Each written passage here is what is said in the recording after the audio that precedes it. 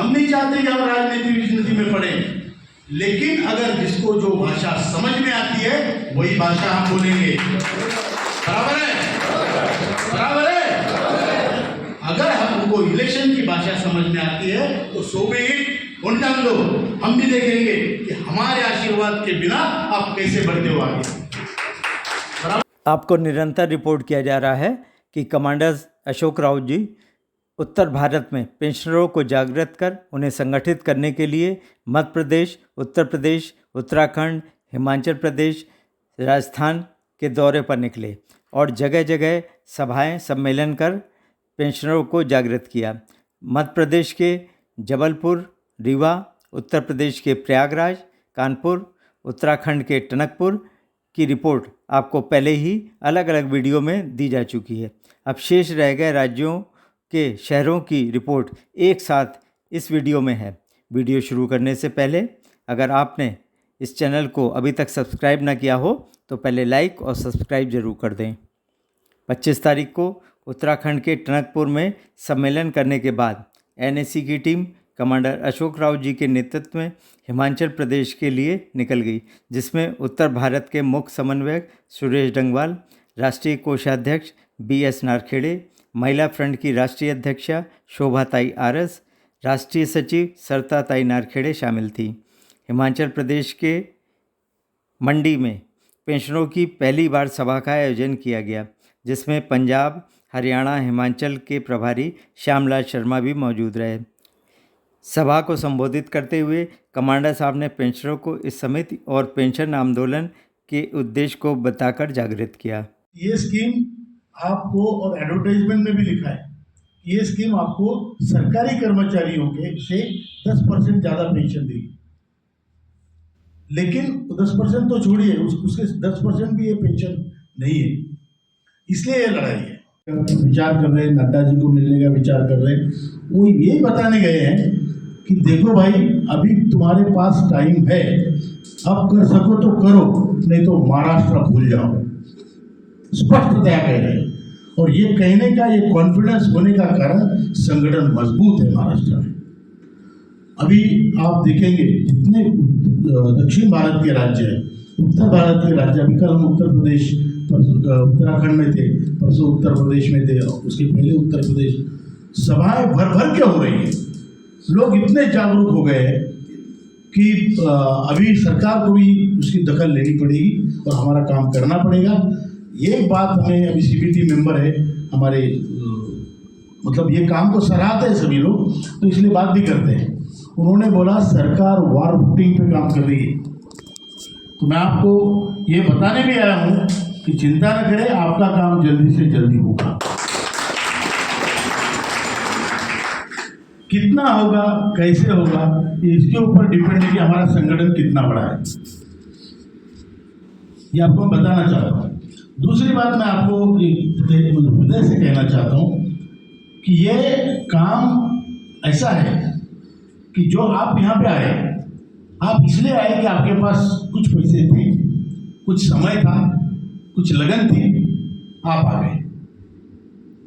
ऐसे कई लोग हैं कि उनकी इच्छा होने के बावजूद भी वो नहीं आ सकते, घर से बाहर नहीं निकल सकते, आरोग्य नहीं है, पैसा नहीं, समय नहीं, या तबीयत खराब है, जो भी है, या तो फिर अहंकार है, नहीं जाना, सबको मिलेगी तो मेरे को मिलेगी, ऐसे भी ऐसे ही ज्यादा। तो मैं क्या बोल रहा हूँ, जो लोग दुर्बल है, ये अहंकारी लोग भी दुर्बल ही है, वो सबसे ज्यादा दुर्बल है कि सबको मिलेगी तो मुझे मिलेगी, क्या जाना है, छोड़ो यार, कौन है वो, इस टाइप का कर सकते हैं। लेकिन आपको उनको भी उनकी वीकनेस है ये समझ के उनके पास जाओ।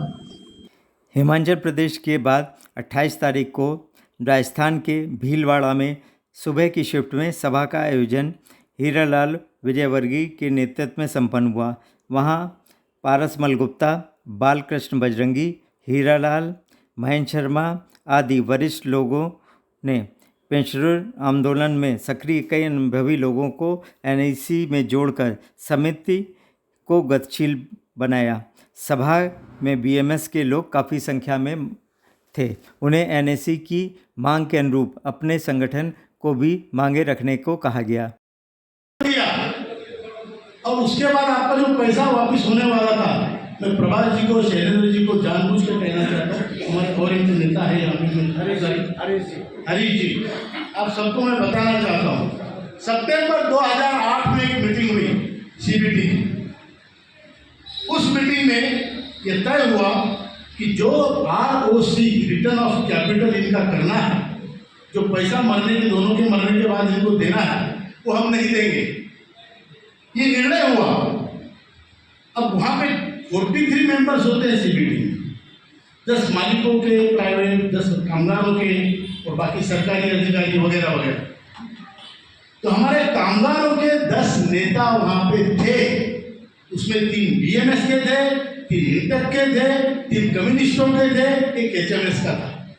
इन सभी लोगों ने उस डॉक्यूमेंट पे साइन किया।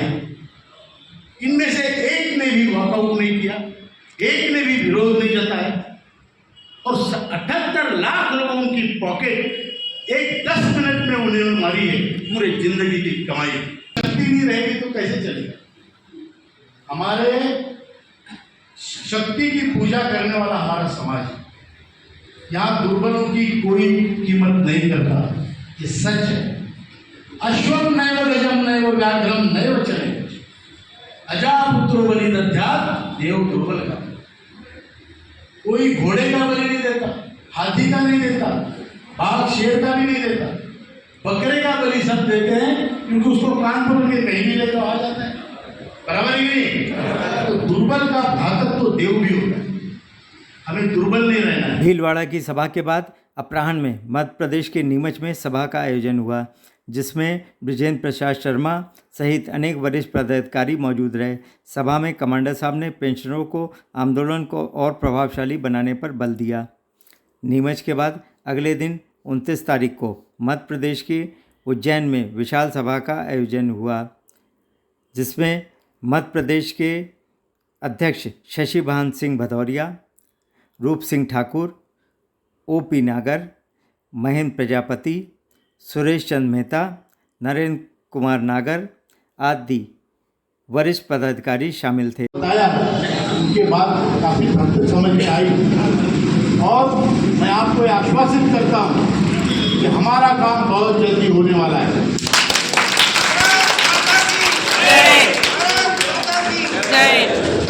वॉर फुटिंग पे काम चल रहा है, और सरकार को हमने ये जंतर मंतर से भी बताया, जो लोग वहाँ पे दिल्ली में थे 31 जुलाई को, तो हमने सीडब्ल्यूसी के बाद जो निर्णय लिया, उसके बाद हमने अनाउंस किया था कि सरकार अगर ऐसे नहीं मानती है तो हमने एक ऐलान किया था, आप लोगों को याद होगा, कि अगर महाराष्ट्र के इलेक्शन से पहले का हमारा काम होता है तो महाराष्ट्र में बीजेपी की सरकार लाने की जिम्मेदारी हम लेते हैं,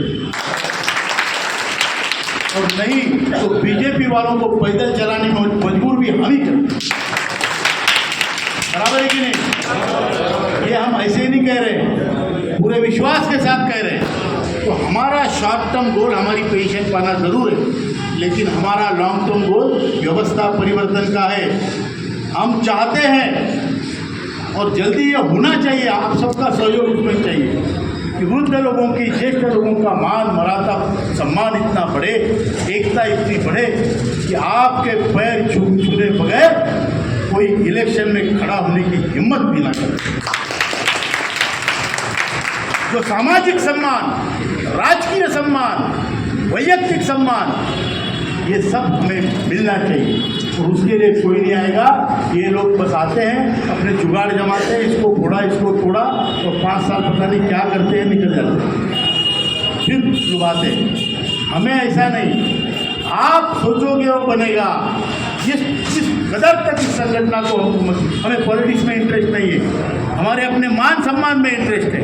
अगर कोई आके आपके पैर छुएगा तभी आपके वार्ड में वो जीतेगा, तभी वो आपके असेंबली में जीतेगा। ये निश्चित करके एक ही करना है। मंजूर है? मंजूर है भाई? ये करना चाहिए कि नहीं करना चाहिए? तो इसके लिए हमें एकता रखनी है, और इसी के लिए हम इकट्ठा हो रहे हैं। दीपावली के पर्व को ध्यान में रखते हुए उज्जैन के बाद एनएसी की टीम वापस बुल्डाना के लिए रवाना हो गई। महाराष्ट्र में चुनाव की सरगर्मी जोरों पर है। 3-4 नवंबर तक नाम वापस लेने के बाद हर पार्टी के उम्मीदवारों की स्थिति स्पष्ट होगी, क्योंकि अभी तो अनेक सहयोगी पार्टियों के नेता एक दूसरे के सामने डटे हैं। एनएसी की टीम भी अब महाराष्ट्र पर पूरा ध्यान केंद्रित करेगी। पिछले माह तो महाराष्ट्र में अनेकों स्थानों पर बड़ी बड़ी सभाएं कर पेंशनरों को जागृत करने का कार्यक्रम चलाया जा चुका है और उसके बाद 1 अक्टूबर को मुंबई में विशाल रैली करके पेंशनरों ने हर पार्टी को सचेत कर दिया है और अब निर्णायक लड़ाई लड़नी है। इसलिए एनएसी का जोर भी अब महाराष्ट्र पर है। वीडियो के अंत में बेल का बटन दबाकर लाइक करना और चैनल को सब्सक्राइब करना ना भूलें।